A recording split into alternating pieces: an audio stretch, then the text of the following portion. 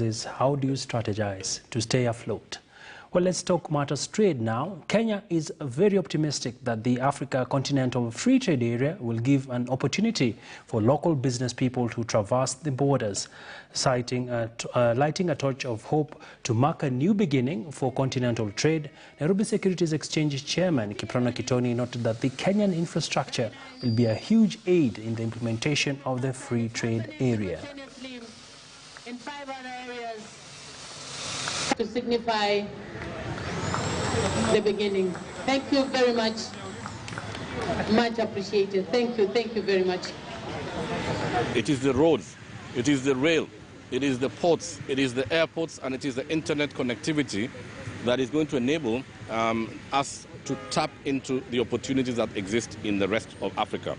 So for that reason, I'm very excited to be here, and we would like to really ask all the bureaucrats and all the countries of the African continent to really work as fast as they can to make it a possibility for goods, for labor, for services to be able to transcend the barriers of the boundaries that were set by our colonial masters. We urge all business people, to take advantage of this FTA and set up, whether it is in special economic zones or, outside the special economic zones, to take advantage of this market of close to 1 billion people.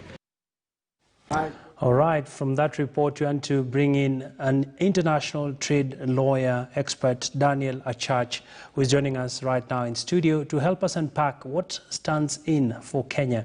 Thank you, Mr. Achach, for making time to join us. Thank you very much, Mr. Agina. Good afternoon, our viewers. Thank you for having me. All right. And on to my first question, of course, a lot of businesses are really upbeat about this free trade agreement. And as it takes effect, what should we look out for? Really, if you look at the African Continental Free Trade area, it is a big step for the continent of Africa in terms of integrating the markets, bringing or increasing the intra-Africa trade, which has been at all-time low.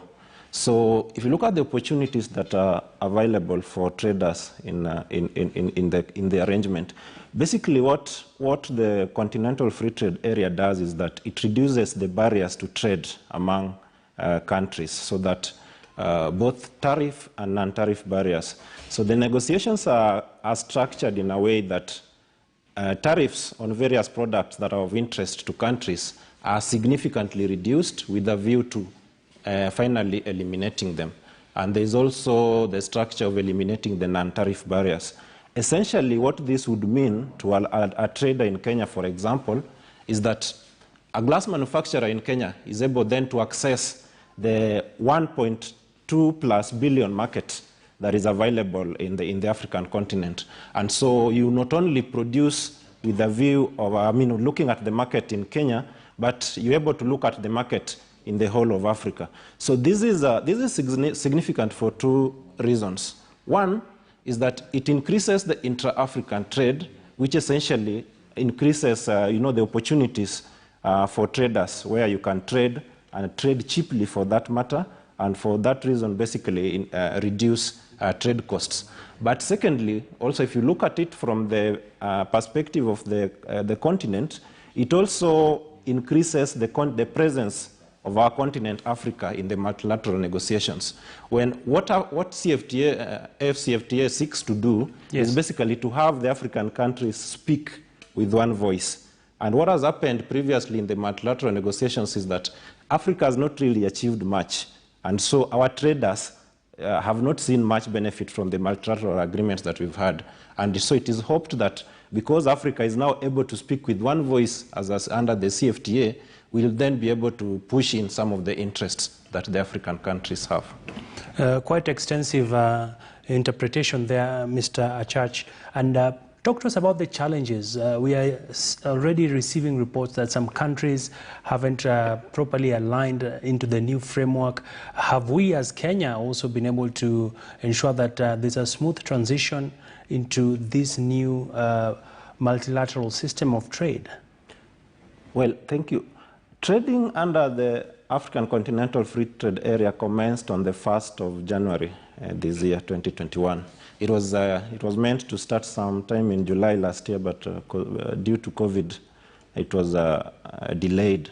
Now, as expected, and as it happens in almost all the trade agreements, it's not possible that you start trading when all other members are ready, because our levels of development as countries are different. Therefore, our stages of preparedness are different.